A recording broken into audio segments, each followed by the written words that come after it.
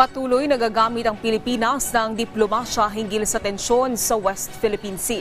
Ito ang binigyang diin ni Foreign Affairs Secretary Enrique Manalo sa Senado kasunod ng insidente sa Ayungin Shoal nitong June 17 kung saan isa sa ating mga sundalo ang naputulan ng daliri. Si Daniel Manalastas sa sentro ng balita.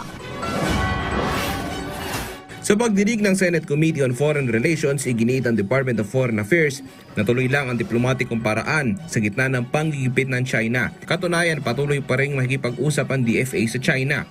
Target naman makapulong din ang DFA ang China sa bilateral consultation mechanism on South China Sea.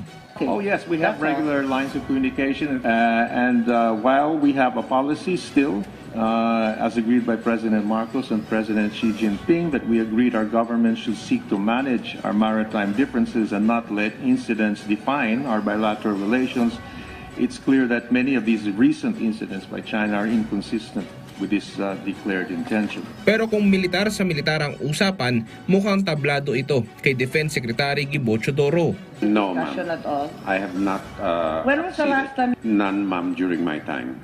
No, ma'am, because they have a tendency of using the talks against us. They have not proven a level of good faith that would warrant our sensitive department to talk to them. Kahapon, personal na kinwento ni Seaman First Class Jeffrey Facundo ng Philippine Navy ang detalye kung paano siya na-injured sa nangyaring insidente sa Ayungin Shoal. Kung matatandaan, si Facundo ang naputulan ng daliri nang magkaroon ng panggigipit ang ginawa ang China Coast Guard sa ating tropa. Yung rib po nila, ma'am, nung unang bangga po sa atin, ito yung rib natin, ma'am, ito yung rib nila. Unang bangga po, hindi siya ganong belo. So, gumanon lang yung rib, ma'am. Hindi pa ako nadali nun. Okay. Ngayon, nung bumuelo, ma'am, kumuha ng buwelo. Tapos, kami, binangga kami. Tatlo po kami nasa harapan, baw, ma'am. Tatlo. Ako yung sa kaliwa. Yung dalawa ko pong kasama, ma'am, nasa harapan din. Sa harap, yung isa sa kanan po. Ngayon, yung rib ng kalaban, ma'am, dito sa kaliwa. Umangat po, ma'am. Pumatong sa rib natin. Tapos yung kill niya, yung ilalim po na matulis na nung pagbangga po na ano pa ako out of balance na tumba. Ngayon, ma'am, yung rib na to, yung sana ko bumagsak, doon rin siya bumagsak po, ma'am. Dagdag pa ni Facundo, naniniwala siyang hindi aksidente ang mga pangyayari sa nangyaring panggigipit at inilahad niya rin sa pagdinig ang tingin niyang posibleng dahilan ng mga ito. Hindi siya may tawag na aksidente, ma'am, eh. Intentional, ma'am, eh. Okay. Intentional yung pagbangga, pagbutas, pagsira.